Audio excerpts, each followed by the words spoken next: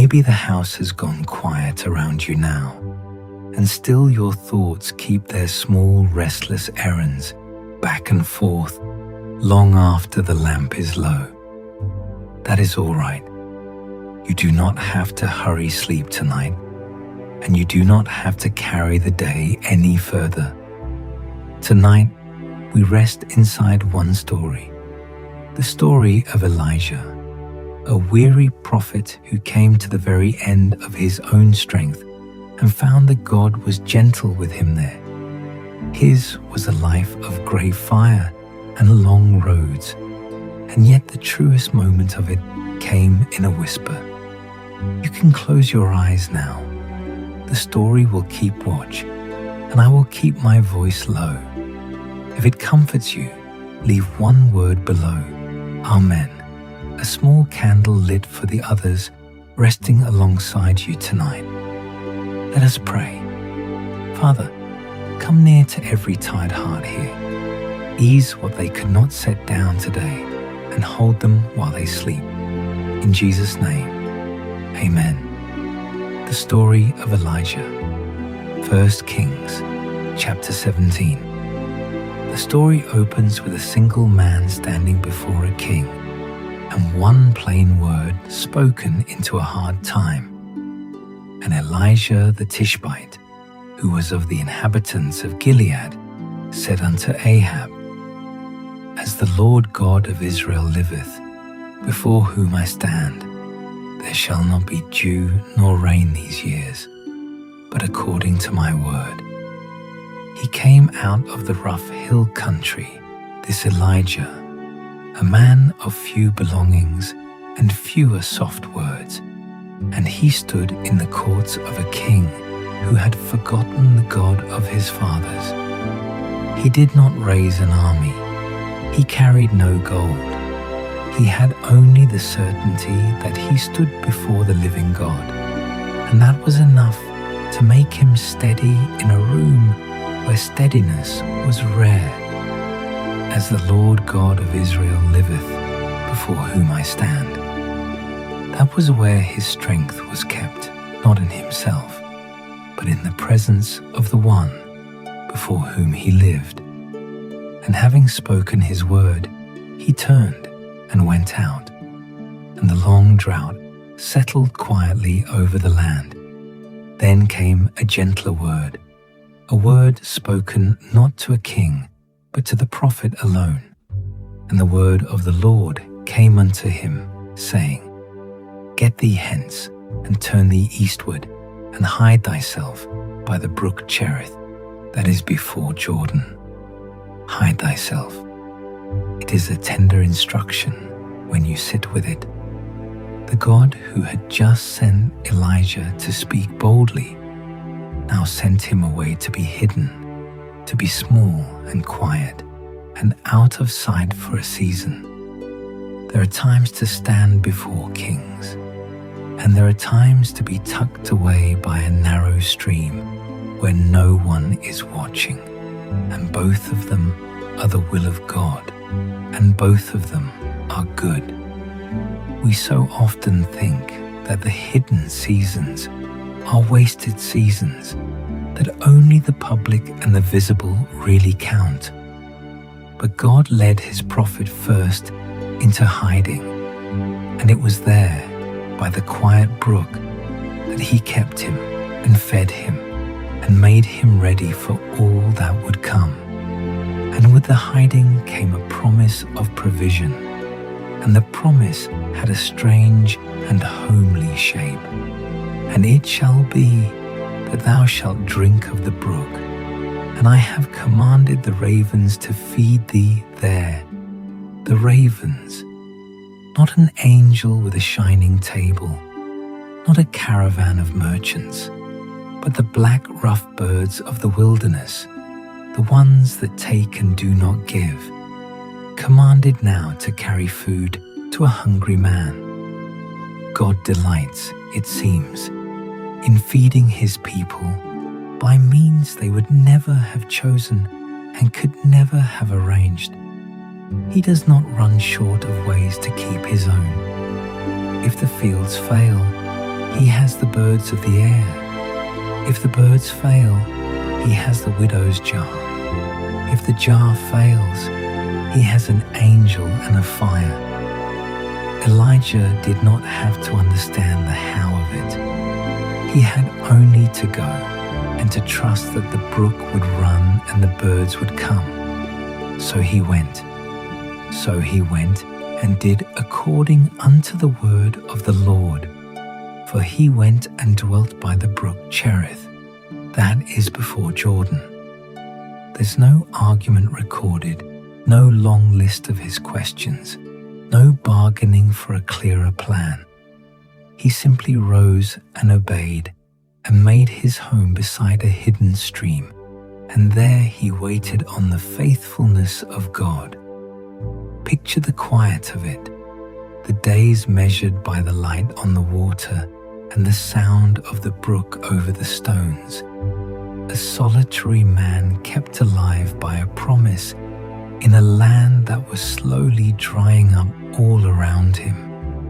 The world outside grew brown and cracked and desperate, and here, in this one hidden fold of the hills, there was water, and there was bread, and there was peace, because God had spoken it so, and the promise held.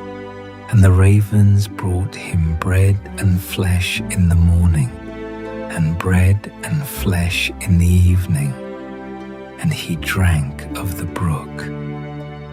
Twice a day the wings came, morning and evening, faithful as the turning of the light. And there was bread, and there was meat, and there was cool water from the brook. He did not store it up. He could not. Each day brought its own portion, and the next day brought the next. And in that daily coming and coming, he learned the oldest lesson of the life of faith, that the God who fed him yesterday is the same God who will feed him today, and that tomorrow's bread will come on tomorrow's wings, and not one morning before it is needed. It is a hard lesson for hearts that want the whole barn full and the whole future secured. But it is a restful lesson too, once it is learned, for it means that you need only trust him for this day and lay the rest of it down.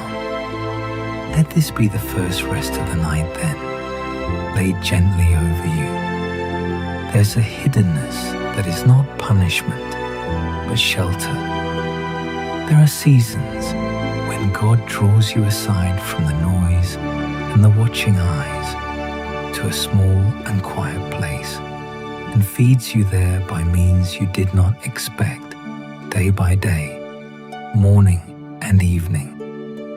You do not have to see the whole supply at once. You do not have to know how tomorrow will be provided, or how the long drought of some hard season in your life will finally break. The angel of the Lord encampeth round about them that fear him, and delivereth them. Round about you this very night, unseen but near, the keeping of God is set like a quiet camp in the dark. His provision is already on the wing toward your morning. Rest inside that camp. Let the brook run in your imagining, soft and low over the stones, and let your breathing lengthen and slow, and we will go on gently from here. Stay a moment longer beside the brook with the prophet, and think gently on those birds that carried his bread. For the God who commanded the ravens to feed Elijah is the same God who feeds every living thing, and who has promised to feed you, and who invites you tonight to lay down the whole anxious weight of tomorrow. Behold the fowls of the air, for they sow not, neither do they reap, nor gather into barns, yet your heavenly Father feedeth them. Are ye not much better than they? The birds do not sow, and do not reap, and do not gather into barns, and yet not one of them goes unfed, because the Father feeds them. And you, he says, are worth far more than they. If he tends the sparrow and the raven, how much more will he tend you, his own beloved child, through this night and into the morning? So he gently forbids the very worrying that keeps us awake, not as a scolding, but as a kindness, lifting the burden off before it can crush us. Therefore, take no thought, saying, what shall we eat? Or, what shall we drink? Or, wherewithal shall we be clothed? Take no thought. Lay down the endless questions that circle in the dark. The what shall we eat, and how shall we manage, and what if of the sleepless hour? For after all these things do the Gentiles seek. For your heavenly Father knoweth that ye have need of all these things. Your Father knows.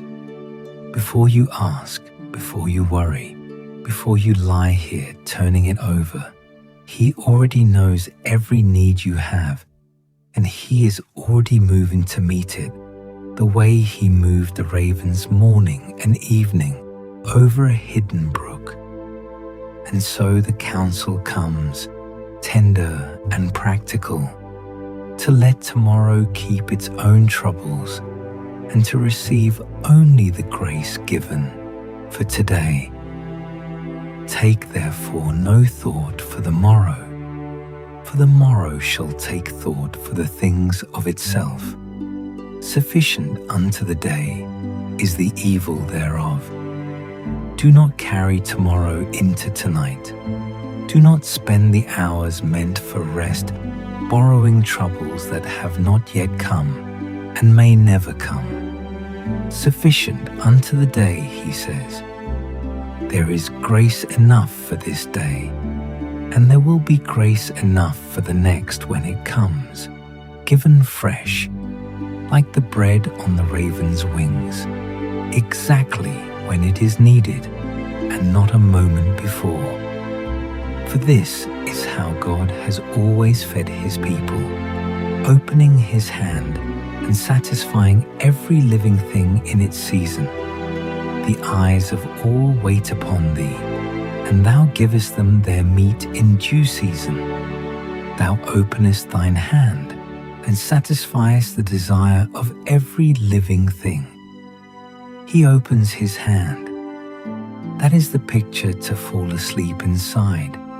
The open hand of God, unhurried, generous, satisfying the desire of every living thing.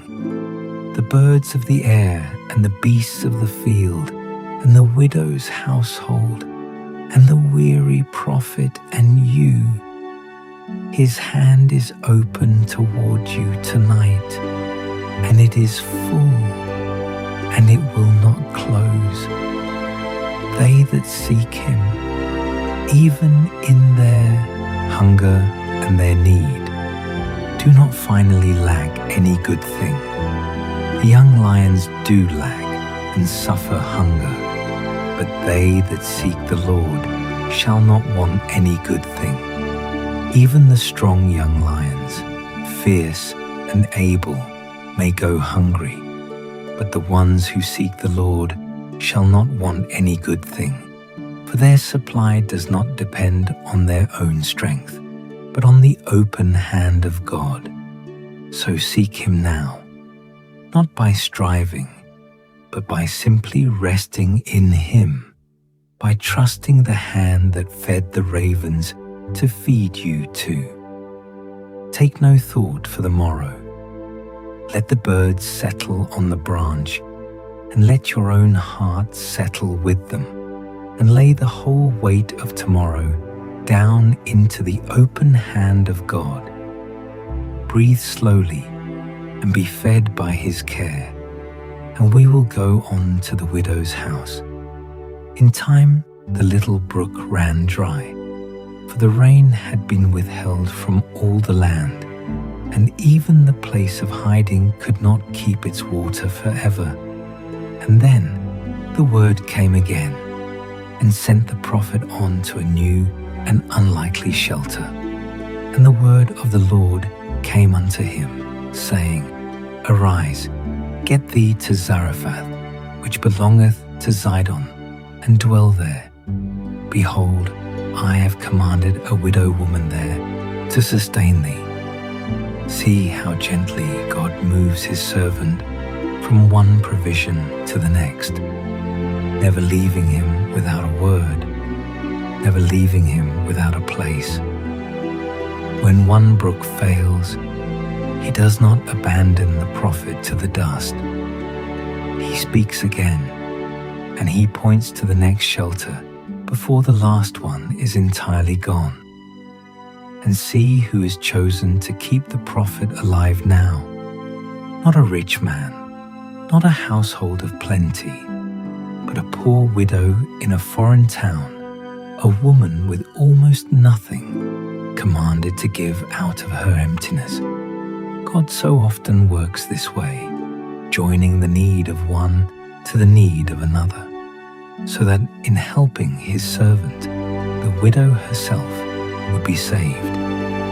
So Elijah rose and went the long road north, out of his own land and into the country of Zidon, and came at last, tired and dusty, to the gate of the city. And when he came to the gate of the city, behold, the widow woman was there, gathering of sticks. And he called to her and said, Fetch me, I pray thee, a little water in a vessel, that I may drink. She was out at the gate in the low light of the day, bending to gather a few dry sticks from the ground, and a travel-worn stranger called to her for a drink of water.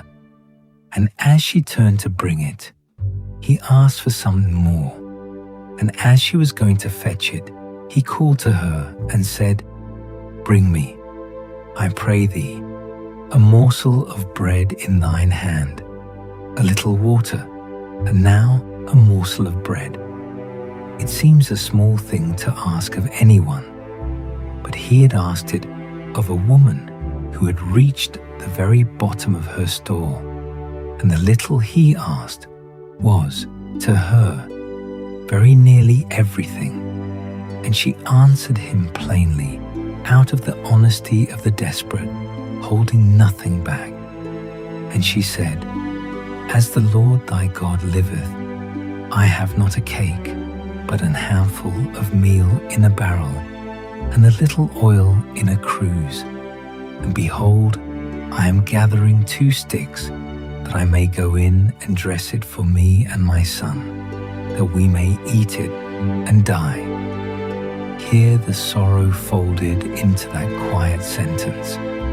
A handful of meal, a little oil, 2 sticks for a last small fire. She was gathering the makings of one final meal for herself and her boy, and after that she expected only the end. She had counted it all out and found it not enough, and she was making her peace with that there at the gate, gathering sticks in the dust with her son waiting hungry at home. There are hearts listening tonight who know that arithmetic, who have counted what they have and what they need and found the difference too wide to cross. And into that despair, Elijah spoke the words that God speaks so often to the frightened, the words that turn the whole story. And Elijah said unto her, Fear not, go and do as thou hast said, but make me thereof a little cake first, and bring it unto me, and after make for thee and for thy son. Fear not. And then a strange request, that she give first out of her almost nothing to the stranger at her gate. It sounds at first like too much to ask of a woman with only a handful left. But it was not cruelty, and it was not greed. It was an invitation to trust, an open door into a provision far larger than her barrel, if only she would step through it with the little that she had. For with the asking came a promise, sure and specific, spoken in the name of the living God. For thus saith the Lord God of Israel, the barrel of meal shall not waste, neither shall the cruse of oil fail, until the day that the Lord sendeth rain upon the earth. Not that the barrel would be suddenly filled to the brim, not that she would wake to find herself rich, but that it would not waste, that each time she reached in, there would be enough, a handful for another day, and then another, and then another, until the rains returned and the fields grew green again. It was the same daily bread the ravens had carried, given now through a clay jar that never quite ran empty. Enough, and only enough, and always enough, one day at a time. And the woman believed and did the hard first thing, and gave when she had almost nothing to give. And she went and did according to the saying of Elijah. And she and he and her house did eat many days, not one desperate meal after all, but many, a long season of quiet provision in a poor house on the edge of a foreign town. Morning after morning, she went to the jar not knowing, and morning after morning there was meal enough for the day. And the promise held to the letter, as the promises of God always do. And the barrel of meal wasted not, neither did the cruse of oil fail, according to the word of the Lord, which he spake by Elijah. She reached in, and there was meal. She poured out, and there was oil. Never a great store, never a surplus to hoard, but never once empty either, all through the long drought, because the word of the Lord was upon that little jar. Rest here a while, in that poor house where no one went hungry. You may feel tonight that you have only a handful left, only a little oil in the bottom of the cruse, only enough for today and no promise of tomorrow. You may have done your own hard arithmetic and lain down with the answer heavy on your chest. Hear the word spoken to the widow, spoken now to you. Fear not. The God who kept a clay jar from failing through a whole long drought is able to make your little enough day upon day until the season turns. You are not asked to see the full barrel. You are not asked to solve the whole of your need tonight. You are asked only to trust him for the next handful and to lie down believing that when morning comes, there will be meal in the jar. Let that settle over you, soft and sure, and breathe slowly, and we will go on. There came a sorrow into that sheltered house, the kind of sorrow that finds even the quiet places, and we tell it gently, for it ends in mercy. And it came to pass after these things, that the son of the woman, the mistress of the house, fell sick, and his sickness was so sore that there was no breath left in him. The boy who had been spared from famine now lay still, and the mother who had trusted for bread was undone by a grief far deeper than hunger. It is a hard thing, and the scriptures do not soften it. The same house that had known the daily wonder of the jar now knew the silence of a child who did not breathe. And in her pain, she turned on the prophet, as the hurting often turn on the nearest hand, half in accusation and half in anguish. And she said unto Elijah, What have I to do with thee, O thou man of God? Art thou come unto me to call my sin to remembrance, and to slay my son? It is the cry of a heart that cannot understand why the shelter it had found should hold such a wound. Grief speaks that way sometimes, and God is patient with it. And Elijah did not argue with her grief. He did not defend himself or explain or tell her to be calm. He took the sorrow up into his own arms and carried it to God. And he said unto her, Give me thy son. And he took him out of her bosom and carried him up into a loft where he abode, and laid him upon his own bed. Gently he lifted the child from the mother's arms and bore him up the narrow stair to the small room where he himself slept, and laid the still form upon his own bed. And there, alone, he wrestled it out before the Lord. And he cried unto the Lord, and said, O Lord my God, hast thou also brought evil upon the widow with whom I sojourn, by slaying her son? He hid nothing of his own confusion. He brought the whole hard question straight to God, which is itself a kind of faith, to bring your bewilderment to the one who alone can answer it, rather than carrying it away into the dark by yourself.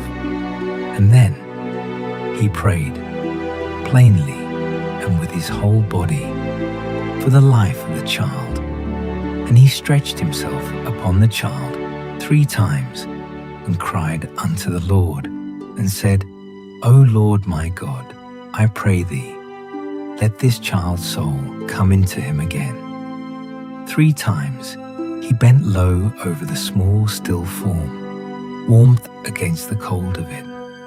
And 3 times he cried the same simple, aching prayer, that life would come again where life had gone. There was nothing polished in it. There was no eloquence, no long and careful speech.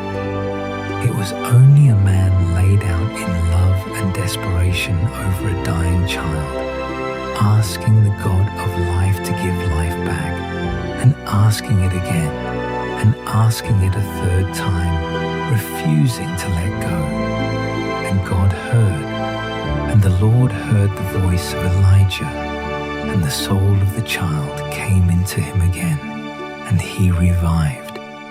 The breath returned, the warmth came back into the small limbs. The boy who had lain without breath opened his eyes in the lamplight of that little upper room. The Lord heard the voice of Elijah. That is the center of it, and it is a comfort to lay hold of tonight, that God hears the voice of the one who cries to him, that no aching prayer prayed over a hopeless thing is lost in the air, that it reaches the ears of the living God. And Elijah took the child, gentle now, and carried him back down the stair to the waiting mother. And Elijah took the child and brought him down out of the chamber into the house, and delivered him unto his mother. And Elijah said, See, thy son liveth. See, thy son liveth. 3 words to end the longest night that house had known. And the mother, who had feared and accused in her grief, now knew something she had only half believed before. And the woman said to Elijah, "Now by this I know that thou art a man of God, and that the word of the Lord in thy mouth is truth." Her sorrow had become the very place where her faith was made sure. What the famine had begun, the grief had finished, and she stood now certain of the God who had kept her barrel and given back her son. The darkest hour in that house became the ground of its deepest trust. And so it is often that the hardest places are where we come to know most surely that God is real and near and true. We do not always receive what this mother received, and we hold that truth with reverence and with care. For many a faithful heart has prayed over a beloved life and not been given it back on this side of morning. But the tenderness of God in this story is meant for you tonight. Even so, He is not far from the brokenhearted. He does not turn away from the one who brings him a bewildered and aching prayer. And He is the God of life, always, in this world and in the world to come. And the last word over those who are His is never death but life.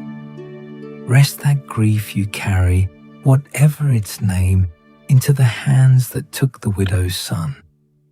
You do not have to solve it tonight, or understand it, or make your peace with all of it before you sleep. You have only to lay it down where it will be held with more love than you could ever give it, and to close your eyes, trusting the God whose word in the mouth of the prophet was truth. Breathe slowly now and let the sorrow rest, and we will go on. Let us pause the story a moment, here in the middle of the night, and simply rest in some of the old songs of God's people, the songs the weary have sung for thousands of years when they could not sleep. For before we follow Elijah into his hardest hour, it is good to remember the promises that held him and hold us unseen all through the dark. These are the words the tired have leaned upon in every generation, in every dark bedroom, in every long and sleepless watch, and they are for you tonight. Lift your eyes then, past all that troubles you, to the one who made the heavens and holds them still. I will lift up mine eyes unto the hills, from whence cometh my help.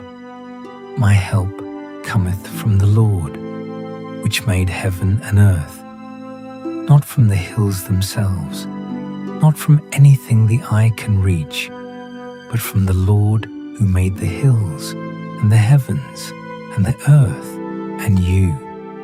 And this same maker of all things has made himself your keeper, and he is attentive, and he is near, and he does not grow drowsy at his watch. He will not suffer thy foot to be moved. He that keepeth thee will not slumber. Behold, he that keepeth Israel shall neither slumber nor sleep. Hear that and let it steady you. There is one awake tonight who will never sleep, and he is watching over you. And because he keeps his watch, you are free at last to lay yours down. You may sleep, therefore, and wake again, kept through the whole of the dark by hands that never tire. I laid me down and slept. I awaked, for the Lord sustained me. That is the testimony of a man who lay down in the middle of great trouble, and yet slept and woke, because the Lord held him through the night.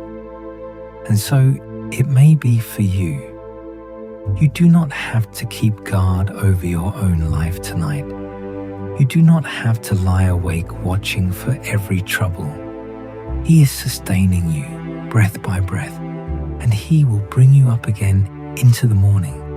So let go gently into the peace that is His gift. I will both lay me down in peace and sleep. For Thou, Lord, only makest me dwell in safety. Both lie down and sleep in peace, not in a peace that comes from having every trouble solved, but in a peace that comes from being safely kept, from dwelling under the care of the One who makes you dwell in safety.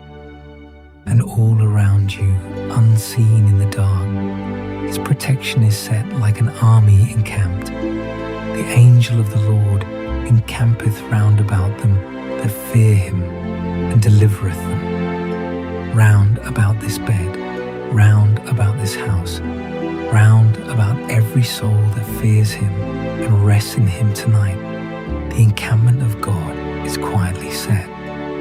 You are surrounded, not by your fears, but by His keeping. Rest inside that circle. Breathe slowly and let the old songs carry you, and we will return to the story very gently now. The years of drought went on, and at last the word of the Lord sent Elijah back to the king and to a great gathering of the people upon a mountain called Carmel. We tell this part softly, for its heart is not the spectacle, but the answer, not the fire, but the God who sends it, not the noise of the day, but the quiet turning of many hearts back home. The people had grown divided within themselves, halting between two ways, unsure whom to serve, worshipping the God of their fathers with one hand and the idols of the land with the other. And Elijah set the question plainly before them all. And Elijah came unto all the people and said, How long halt ye between two opinions? If the Lord be God, follow Him, but if Baal, then follow him. And the people answered him not a word. It is a quiet, searching question, and it grew quiet on the mountain when it was asked, the way a true question quiets a room, the way an honest word can still a crowd. They had no answer, because they knew somewhere underneath that they had been living divided. And Elijah proposed a simple test, that the matter might be settled not by argument, but by the living answer of God Himself. Let each side call upon the name of its God, he said, and the God who answered would be known by all. And call ye on the name of your gods, and I will call on the name of the Lord. And the God that answereth by fire, let him be God. And all the people answered and said, It is well spoken. All the long day, the prophets of the idol called on a God who could not hear, from morning until noon and past noon. And there was no voice, nor any that answered. And the evening drew on, and still the heavens were silent over them. It is a sorrowful thing to watch, this long day of calling on what cannot hear. And it is a mercy that God does not leave His people forever to it, but sends at last a servant who calls upon a God who answers. Then, as the day was failing, Elijah built again an altar that had been broken down, 12 stones for the tribes of the people, and laid the wood and the offering, and even poured water over all of it, that no one could mistake what happened next. And he prayed a plain and gentle prayer, that the people might come home to their God. And it came to pass at the time of the offering of the evening sacrifice that Elijah the prophet came near and said, "Hear me, O Lord, hear me, that this people may know that thou art the Lord God, and that thou hast turned their heart back again." There is no boasting in it, no thunder in his own voice, no long display. He asks only that the people would know the Lord, and that their wandering hearts would be turned home. That was the whole of his desire, standing there in the long light of the evening, that a divided people would become whole again in the God who loved them. And God answered. Then the fire of the Lord fell and consumed the burnt sacrifice, and the wood, and the stones, and the dust, and licked up the water that was in the trench.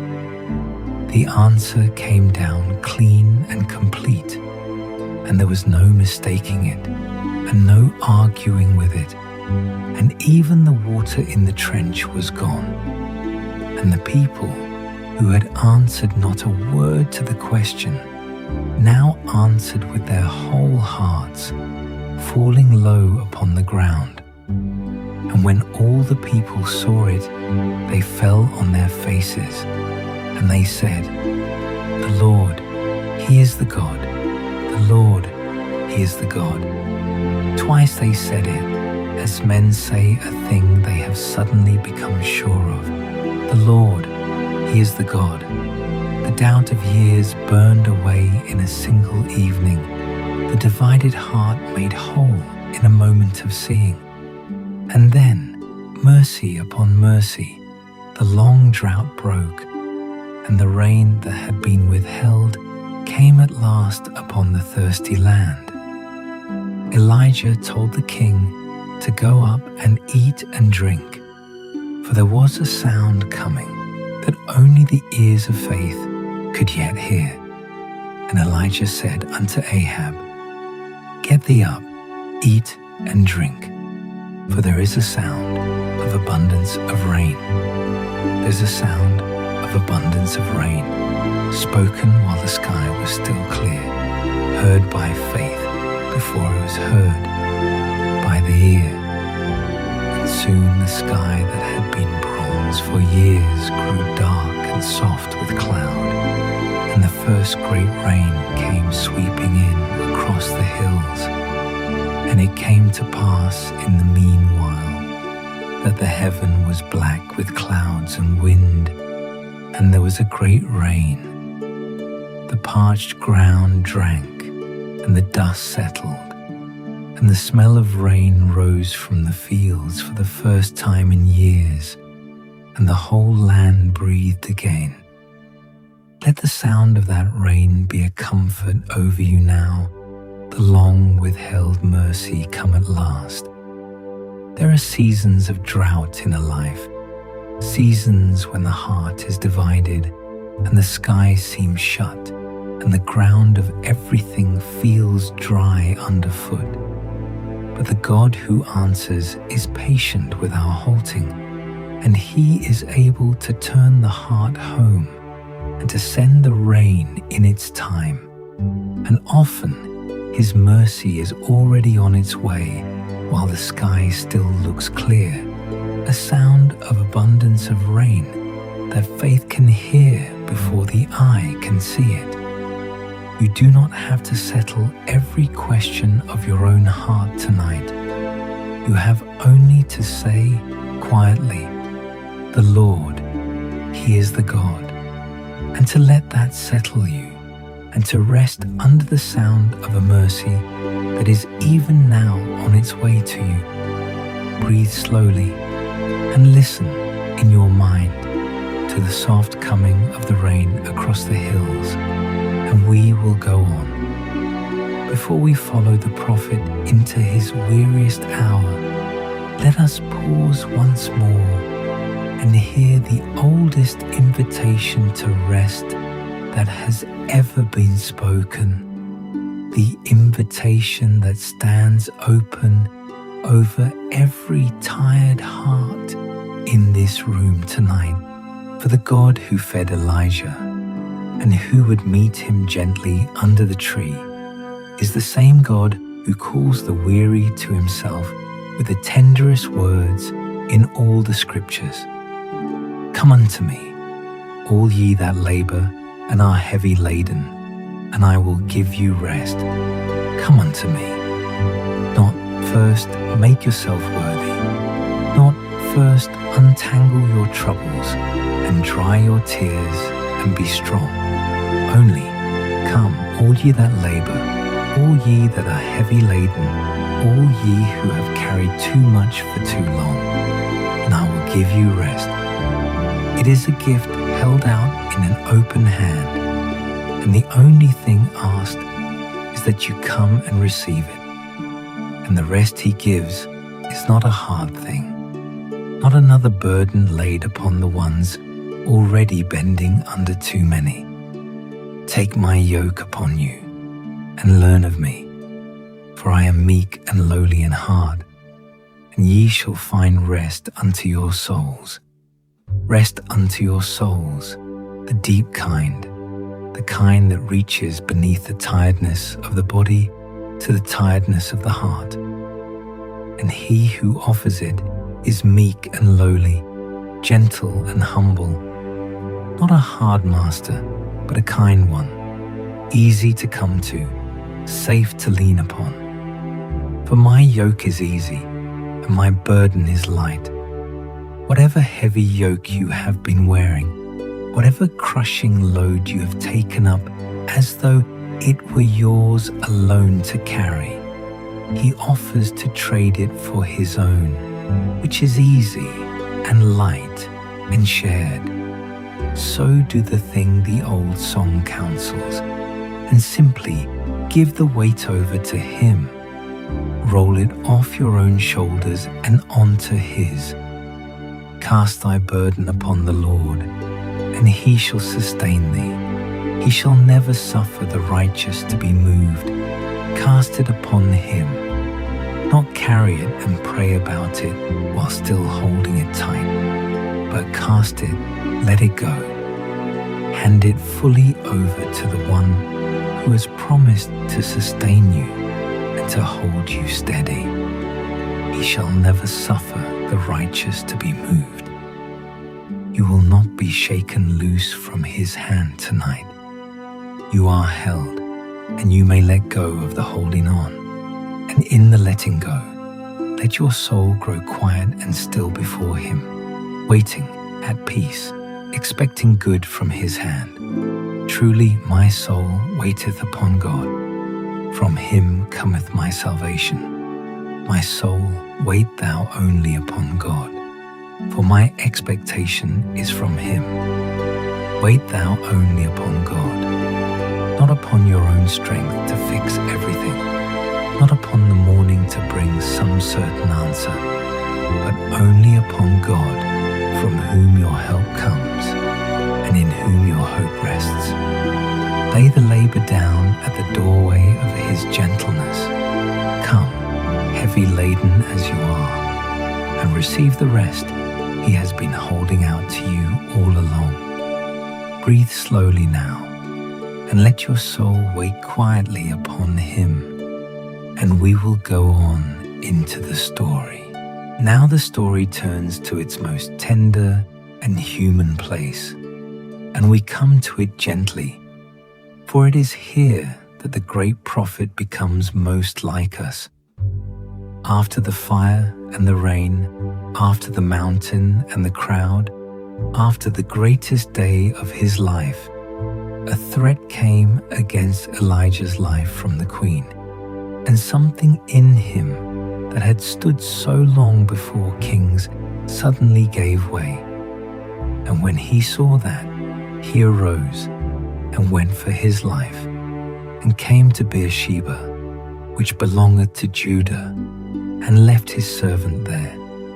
The man who had faced down a whole nation, who had stood unafraid before the prophets of a false god, now ran, alone and afraid, all the way to the edge of the wilderness, and left even his servant behind, wanting at last to be entirely alone. It is a strange thing, and a very human thing, that the crash often comes not before the great day, but after it, when the strength that carried us through is suddenly spent, and the smallest new fear is more than we can bear.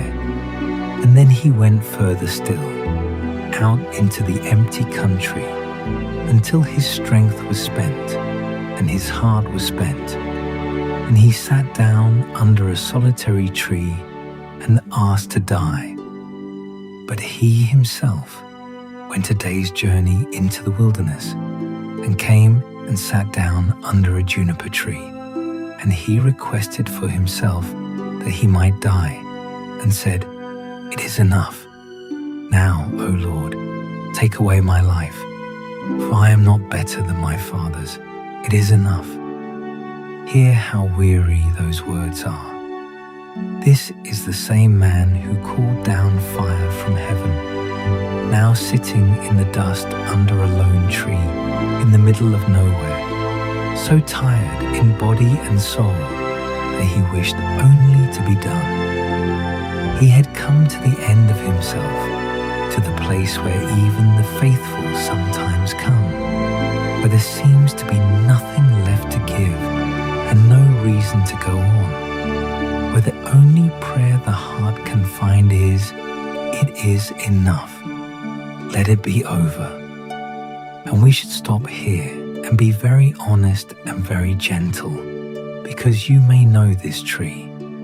You may have sat beneath it yourself, in some wilderness of your own, and said in your heart, "It is enough. I cannot carry this any further." The scriptures do not hide the despair of a great man of God.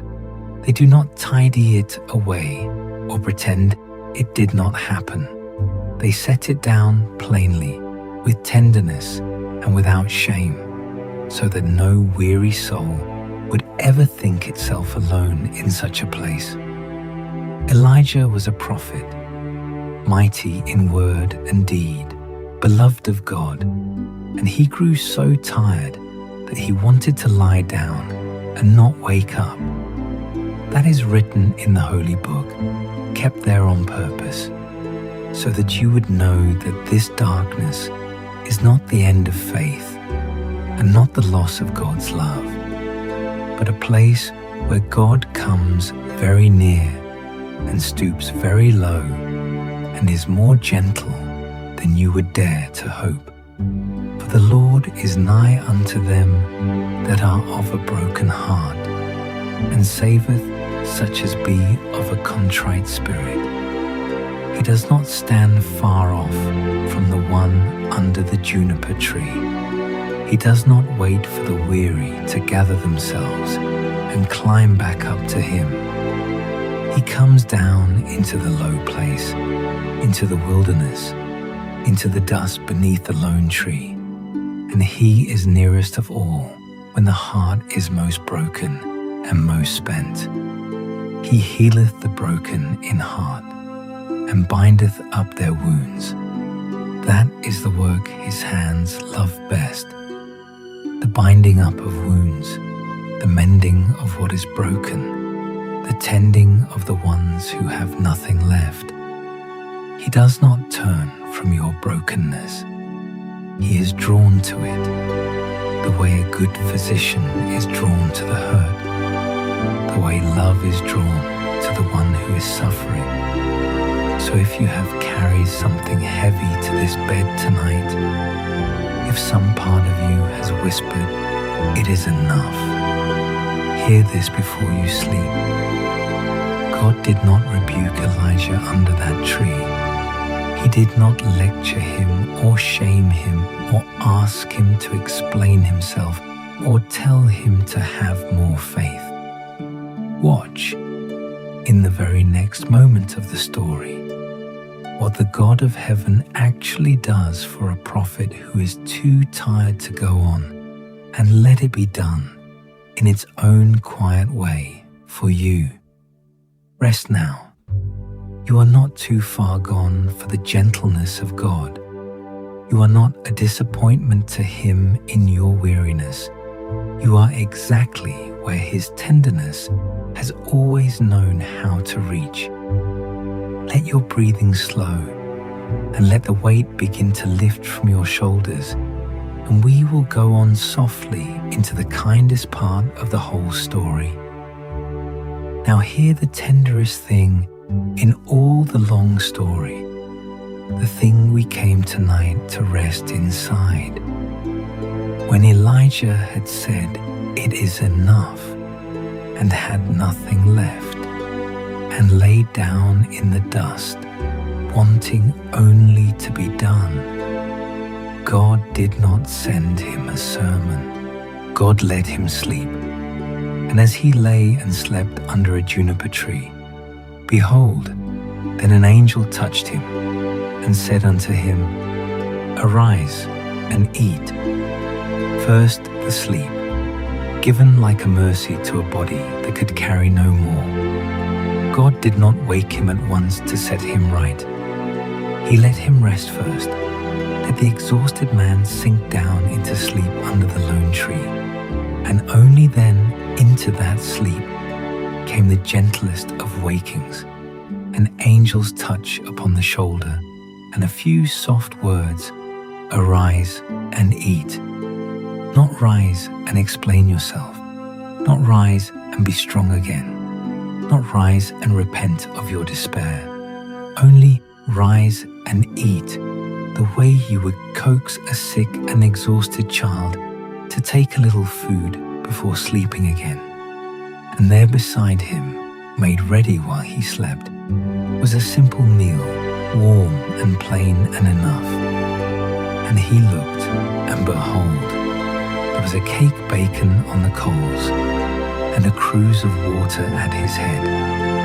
A cake baking gently on the coals, and a cruse of cool water set right by his head, where he could reach it without rising far. See how homely the care of God is here, how close and how practical, how utterly without reproach. There is bread, there is water, it is warm, it is near, it has been set right where his hand can find it. And the weary man ate a little, and drank a little, and had not the strength for anything more, and simply lay back down. And he did eat and drink, and laid him down again. God let him sleep once more. There was no hurry in heaven that night. There was no impatience, no clock being watched, no demand that he pull himself together and get on with the journey. There was only a tired servant being tended, and given rest upon rest, and food upon food, until he could go on.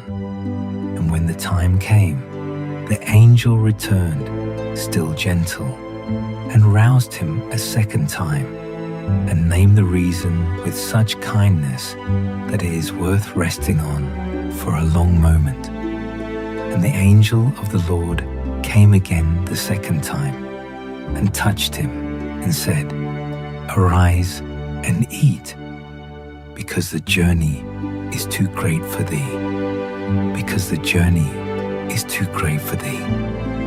God knew the road ahead was long, longer than the prophet's strength, and so he did not scold the weakness, and he did not pretend the road was easy. He fed the weakness.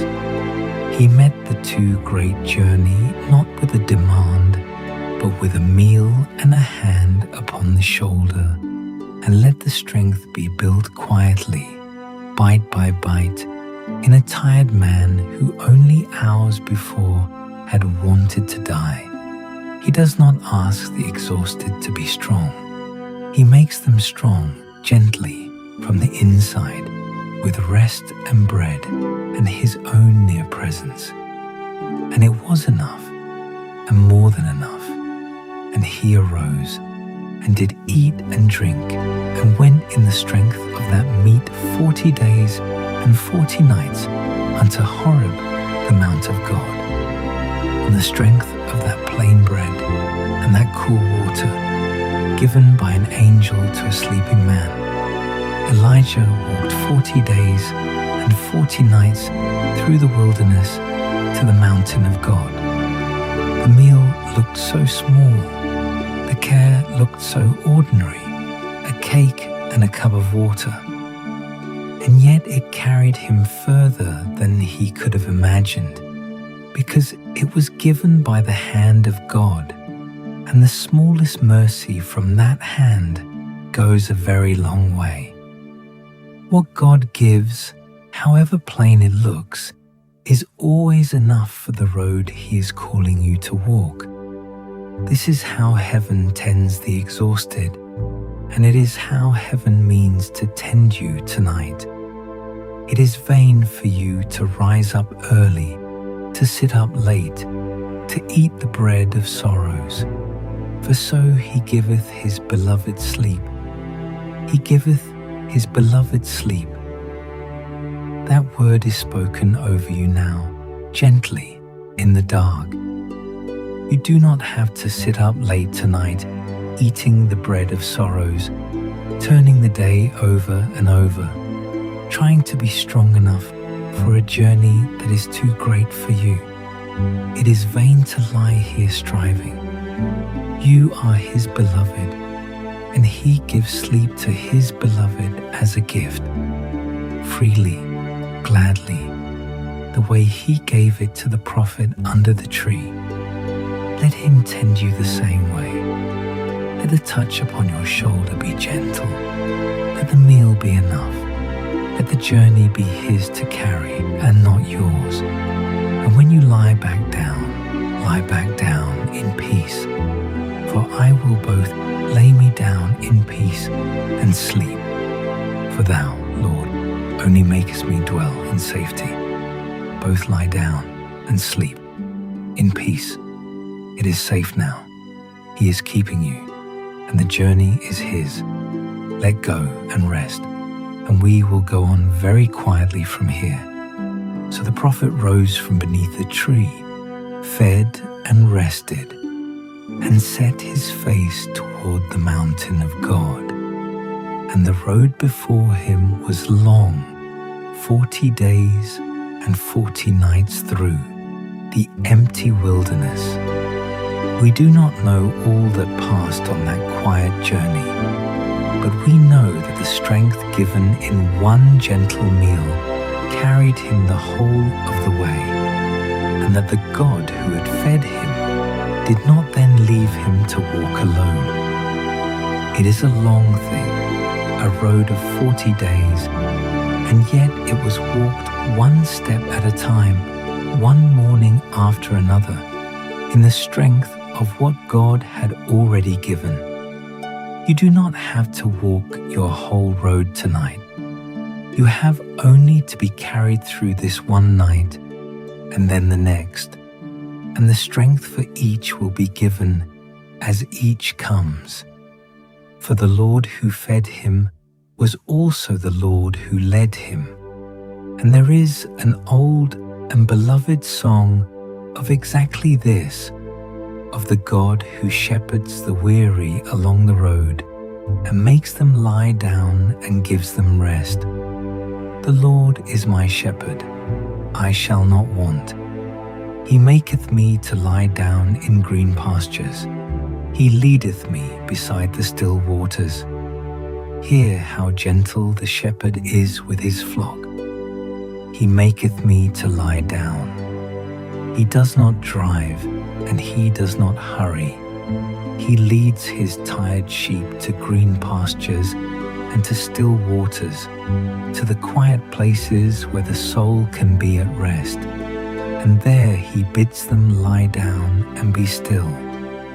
That is his heart toward you tonight, to make you lie down in a green and quiet place, and to lead you beside waters that are calm and unhurried. And when the road runs through hard and shadowed country, as every long road sometimes does, he does not leave his own to pass through it alone. He restoreth my soul. He leadeth me in the paths of righteousness for his name's sake. Yea, though I walk through the valley of the shadow of death, I will fear no evil, for thou art with me. Thy rod and thy staff, they comfort me. Though I walk through the valley of the shadow, I will fear no evil, for thou art with me. Not because the valley is not dark, but because he is there in the dark, close beside. His rod and his staff, a comfort in the hand of the one who walks with you. Whatever valley you are passing through in these days, you are not passing through it alone, and you need not fear the shadow, for the shepherd is with you in it. And all along that road, seen and unseen, the care of God went before the prophet and around him, as it goes before you and around you now. For he shall give his angels charge over thee, to keep thee in all thy ways. His angels given charge over you, to keep you in all your ways.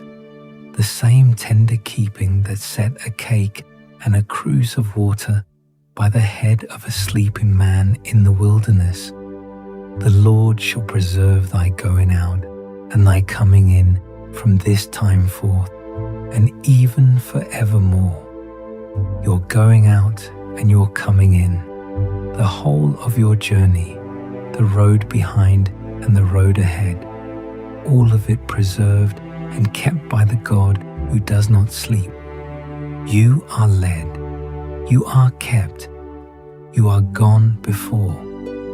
Rest in that as you lie here, and let the long road be his to carry, and let your breathing slow, and we will go on gently to the mountain. At the end of that long walk, Elijah came to the mountain of God, and found a cave there, and went in, and lodged in it through the night. And he came thither unto a cave, and lodged there. And behold, the word of the Lord came to him, and he said unto him, What doest thou here, Elijah? What doest thou here, Elijah? It is not a question asked in anger. It is not a rebuke dressed up as a question. It is the gentle question of one who already knows the answer, asked so that the weary man might pour out what was in his heart, the way a kind friend sits down beside you in your trouble and asks softly, Tell me, what brings you here? So that you will finally say aloud the thing you have been carrying alone in the dark. And Elijah answered, out of the loneliness that had driven him into the wilderness, and told God the whole weight of it. And he said, I have been very jealous for the Lord God of hosts. For the children of Israel have forsaken thy covenant, thrown down thine altars, and slain thy prophets with the sword. And I, even I only, am left, and they seek my life to take it away. I, even I only, am left. There it is, the deepest ache under all the running and all the despair. He felt utterly alone. He believed himself the last faithful heart in all the land, the only one left, with no one beside him and no one to understand, and enemies seeking even the life that remained. And God let him say it. God did not interrupt the lament or correct it too quickly, or tell him he was being unreasonable. He let his tired servant speak the loneliness all the way out into the open air of the mountain, because some griefs must be spoken before they can be healed.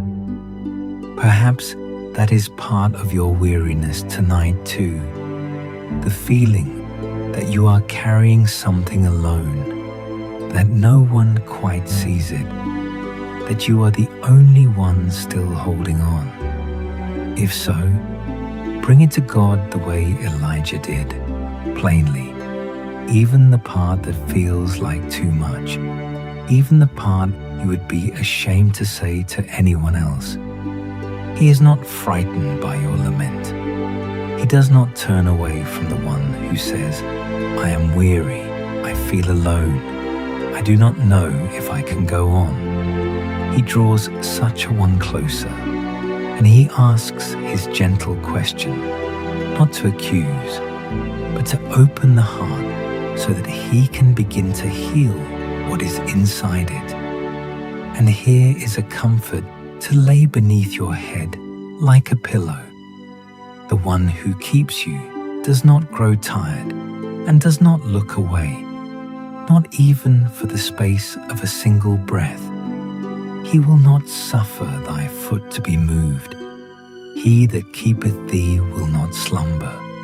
Behold, he that keepeth Israel shall neither slumber nor sleep. You may sleep tonight. You are meant to, but the God who keeps you will not. Through every dark hour, while you lie unconscious and unguarded, he is awake over you, watching, unwearied, never once nodding off at his post. And there is nowhere you could go, no wilderness lonely enough, no cave deep enough, where he is not already with you. Whither shall I go from thy spirit? Or whither shall I flee from thy presence? If I ascend up into heaven, thou art there. If I make my bed in hell, behold, thou art there. Wherever you make your bed tonight, however far you feel from every comfort, he is there. You are not the only one left, and you are never, ever the only one awake. He keeps his watch so that you can lay yours down. Rest in that, and let your breathing slow, and we will go on into the stillness. Then God called the prophet out of the cave to meet him.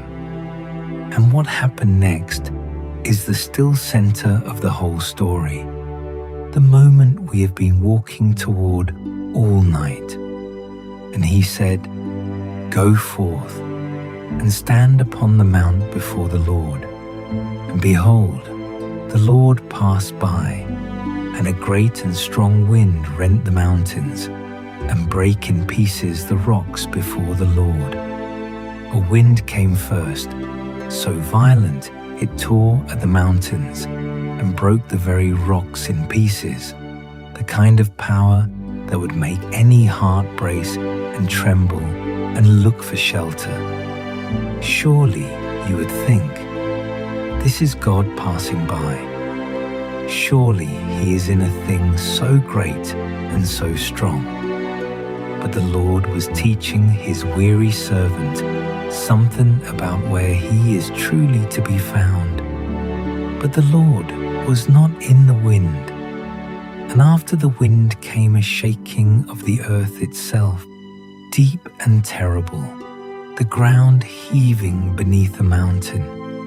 And yet still, it was not the place where God had come to speak.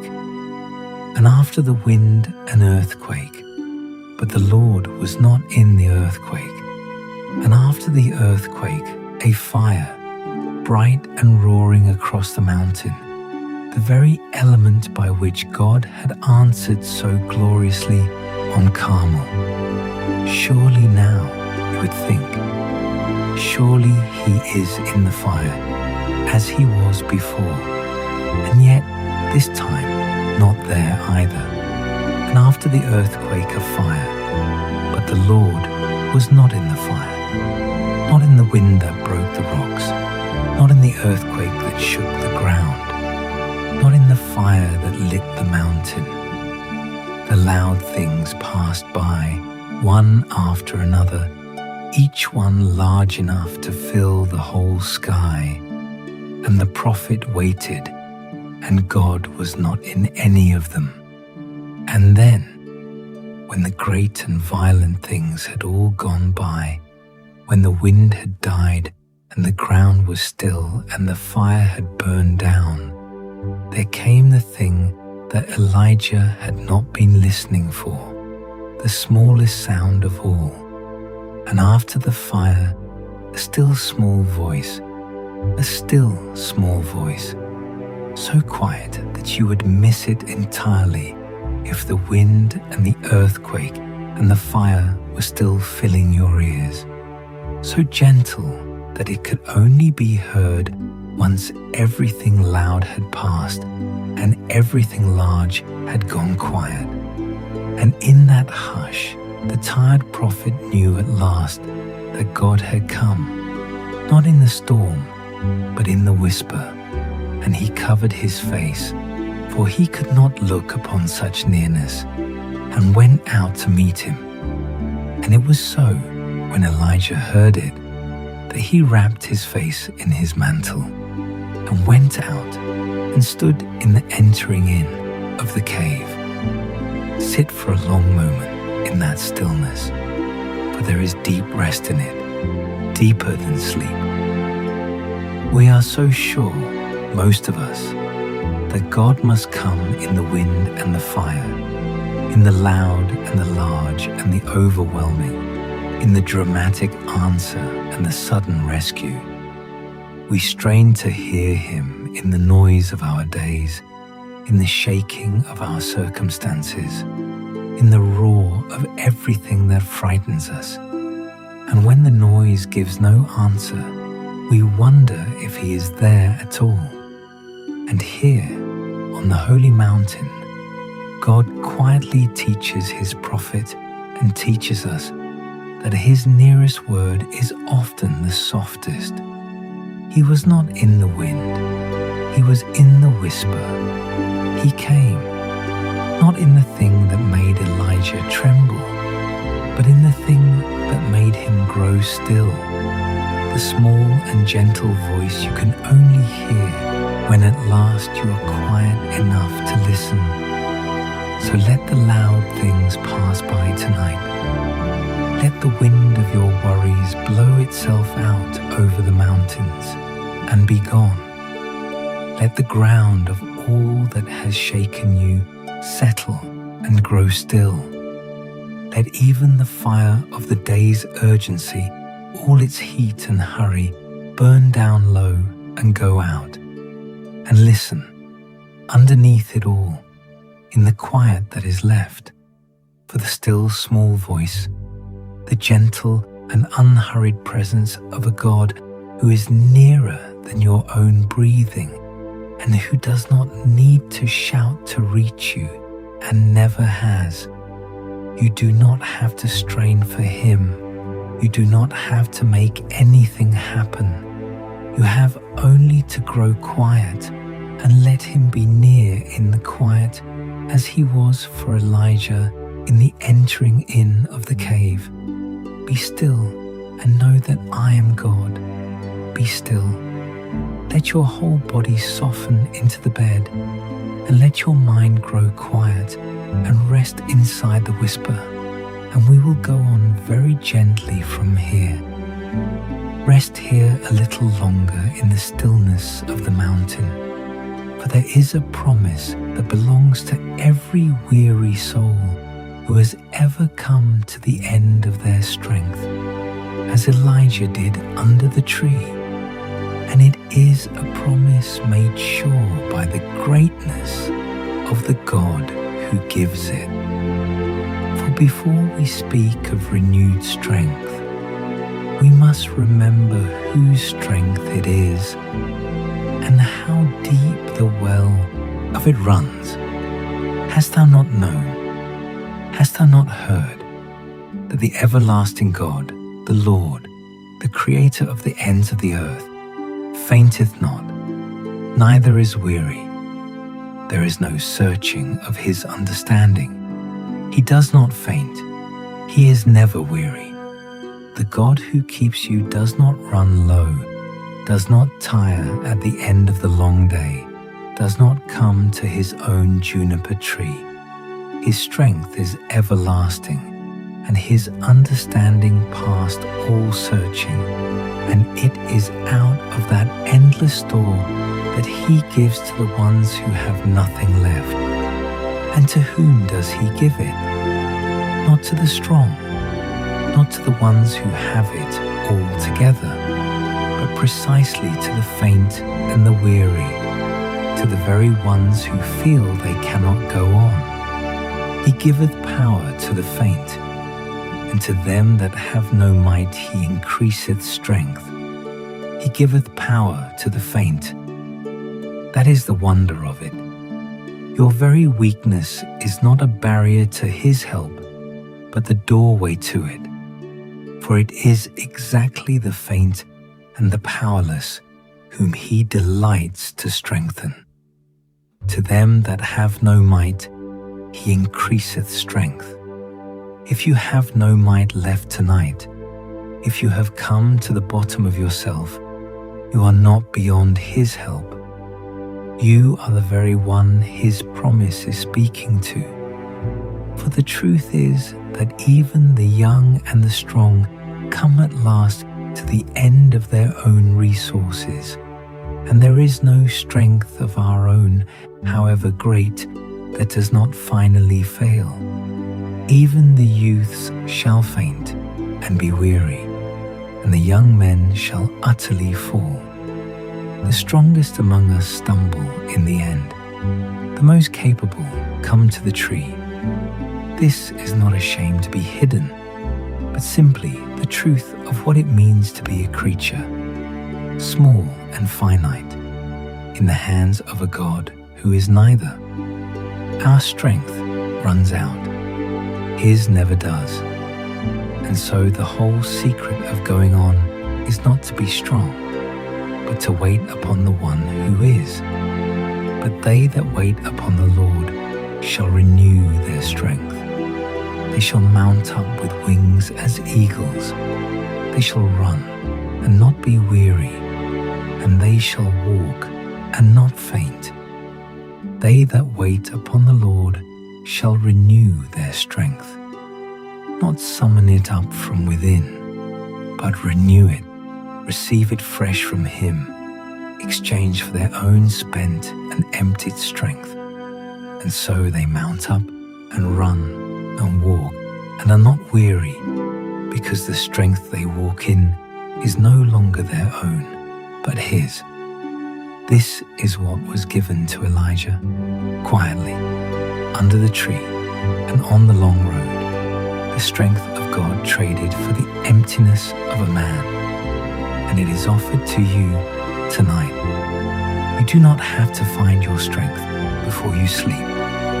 You have only to wait upon him, to be still and let him renew you while you rest. My soul, wait thou only upon God, for my expectation is from him. Wait upon him now in the quiet, and let him do the renewing, and we will come to the close of the story. You are lying here now in the deep of the night, perhaps in the very hour when the mind has so often kept its restless watch, and the old songs have a word even for this, for the wakeful dark, for the bed and the night watches. For the writers of the Psalms knew the sleepless hour as well as any of us, and they learned to fill it not with worry, but with the quiet remembering of God. When I remember thee upon my bed, and meditate on thee in the night watches, when I remember thee upon my bed, here is what to do with a wakeful mind in the dark. Not to fight it, not to count the losses of the day, but gently to remember Him, to let your thoughts rest upon the God who is near, the way you might rest your hand upon something warm and steady in the cold. And in that remembering, there is shelter, and there is even joy, the quiet gladness of the one who knows whose shadow he is resting under. Because thou hast been my help, therefore in the shadow of thy wings will I rejoice. In the shadow of thy wings will I rejoice. The same sheltering wing that covered the psalmist covers you tonight, and under it there is not fear, but rejoicing, the soft and settled gladness of being kept and known and held. He has been your help in every day that is past. In 100 troubles you have already been carried through, and He is your help still, and His wing is over you now, and His nearness does not end when the sun goes down. His mercy keeps its own watch through the day, and His song keeps watch through the night. Yet the Lord will command His loving kindness in the daytime, and in the night His song shall be with me, and my prayer unto the God of my life. In the night His song shall be with you. There is a song of God over you in the dark, a loving kindness that does not sleep, and your own quiet prayer rising up to the God of your life is answered by a nearness that fills the whole night. You are not alone in these hours. His song is here.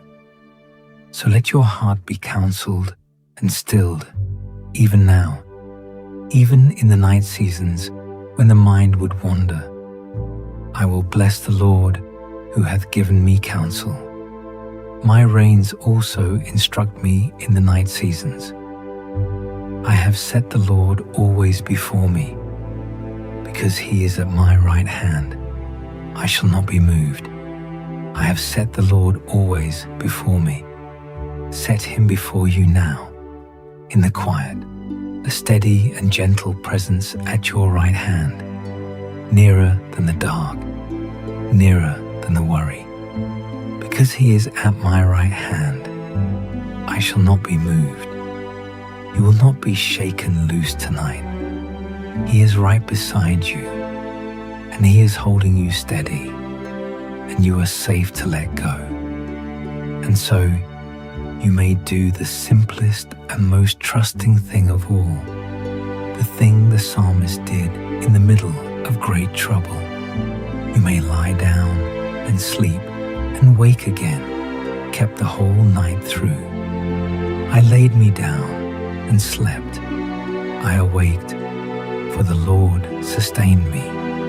He will sustain you through this night, as He sustained the psalmist through his, holding your life in His hands while you rest, and He will wake you gently into the morning.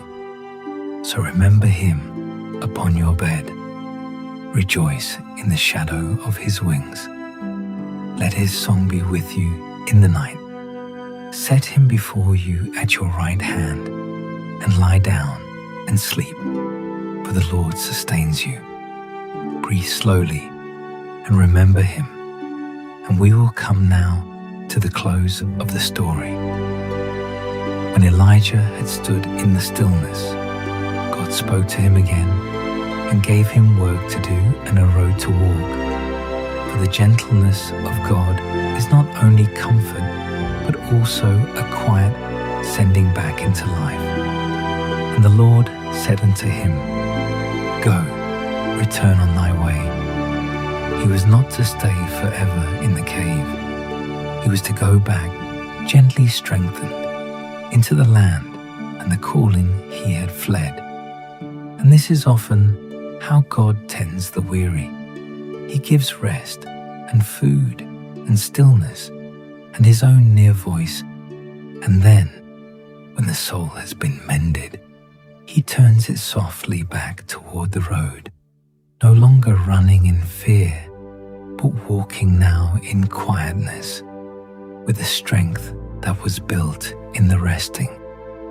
He does not restore us only for our own sake, but so that we may go on and carry his comfort to others who are still under their own lone trees.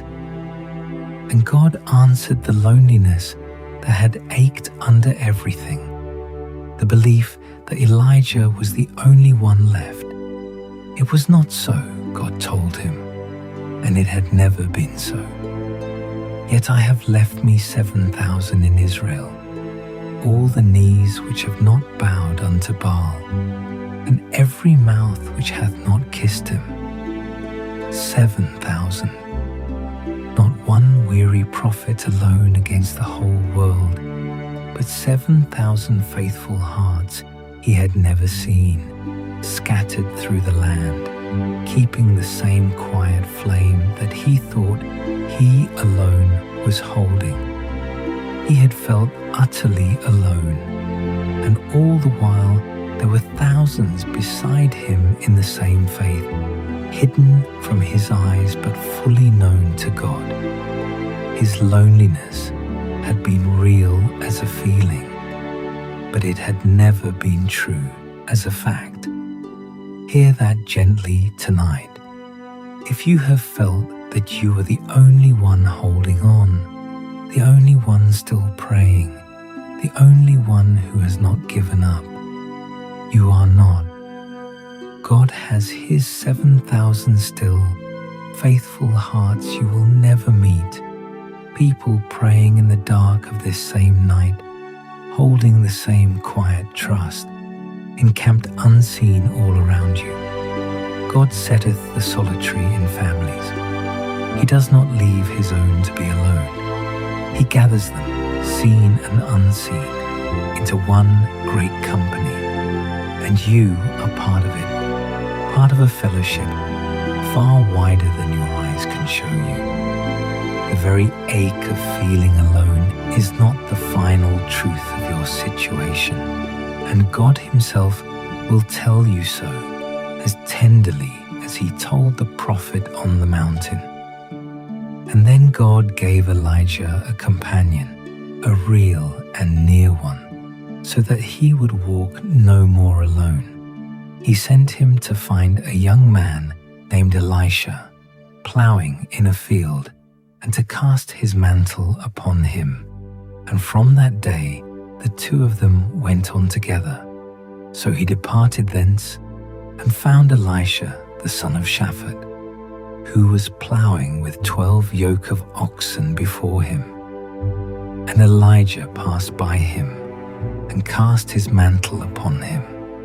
And the young man rose up, and left his oxen, and followed, and became a son and a helper to the prophet all his days. Then he arose, and went after Elijah, and ministered unto him.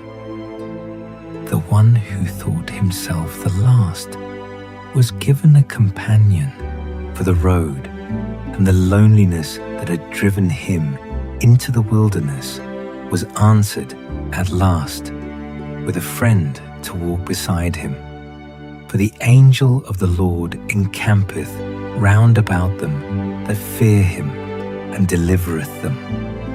Round about you tonight, unseen but real, that same encampment is set, the keeping of God and the company of all his faithful, gathered close in the dark.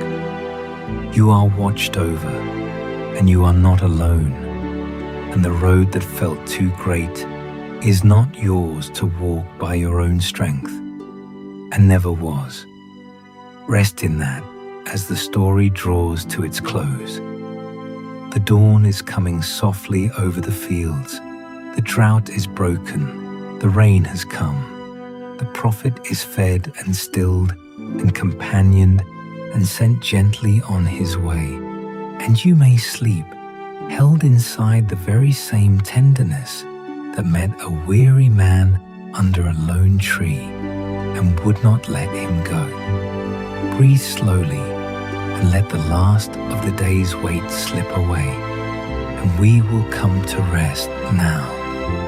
There is one more old promise to lay beneath you, like a foundation before you sleep, and it is perhaps the most restful of them all, the promise that beneath everything, beneath the whole weight of your life and your night, there are arms that will not let you fall. The eternal God is thy refuge, and underneath are the everlasting arms. Underneath are the everlasting arms. Think of what that means as you lie here. However far down you feel you have sunk tonight, however low the day has brought you, there is no falling out of the reach of God, for underneath you always are His everlasting arms, holding you up, bearing your whole weight, never tiring, never loosing their hold.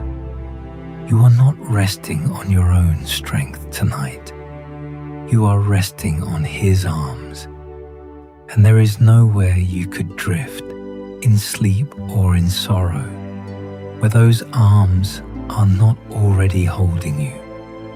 If I take the wings of the morning and dwell in the uttermost parts of the sea, even there shall thy hand lead me, and thy right hand shall hold me, even there, to the farthest sea, to the deepest dark, to the most distant place your weary mind can wander.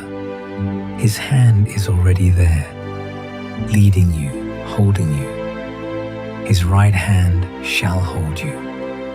You cannot fall so far tonight that His hand is not underneath you, cannot drift so deep into sleep that His hand lets go. Wherever this night takes you, you are held. And even when we stumble, even when we feel ourselves slipping, we are not cast down, because the hand that holds us is stronger than our falling. Though he fall, he shall not be utterly cast down, for the Lord upholdeth him with his hand. Though he fall, he shall not be utterly cast down. You may have stumbled today.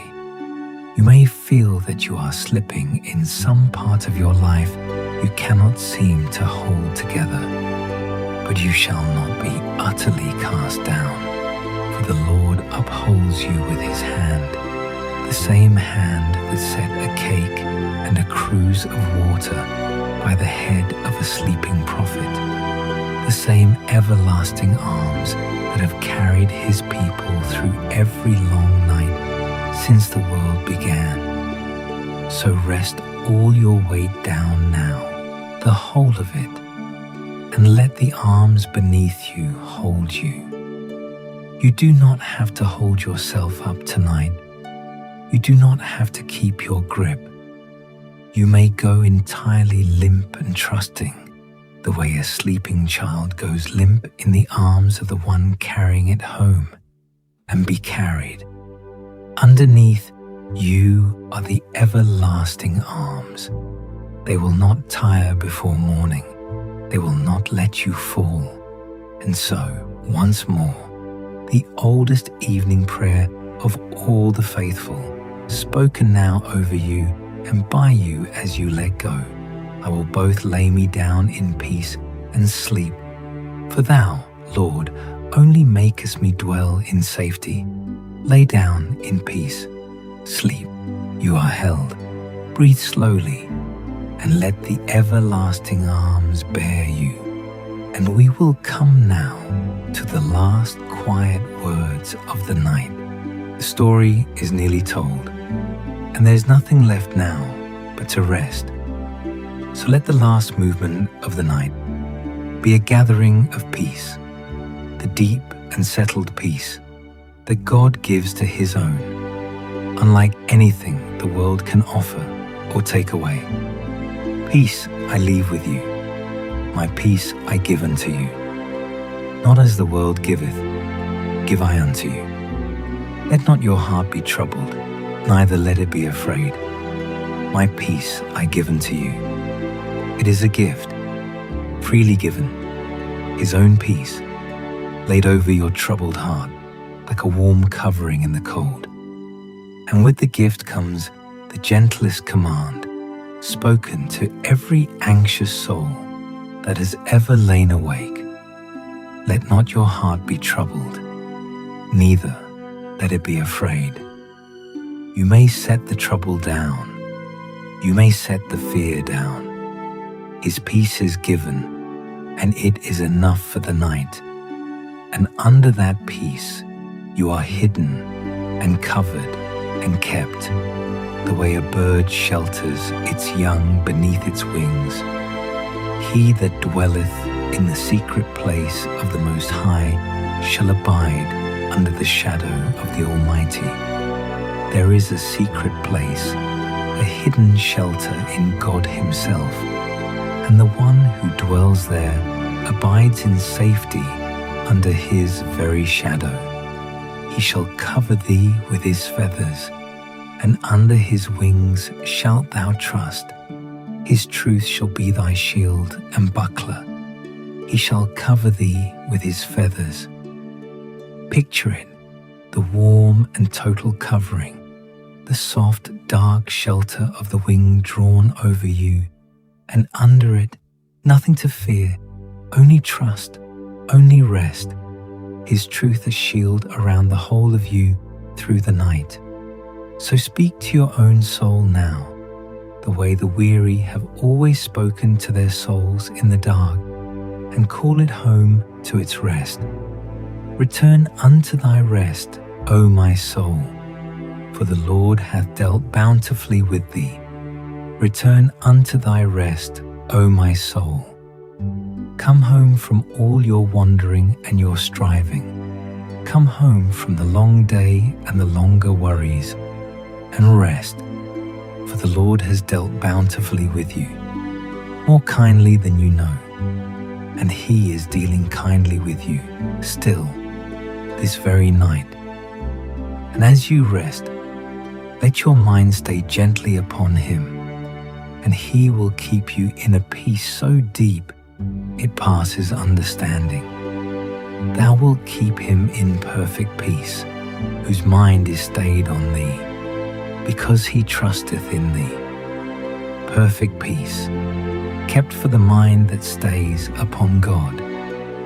Not a peace that depends on everything being solved, but a perfect and settled peace that comes simply from resting your thoughts upon Him and trusting and letting Him keep you. Stay your mind on Him now, softly, without effort, the way you would rest your eyes on a low and steady flame. Let every other thought grow quiet.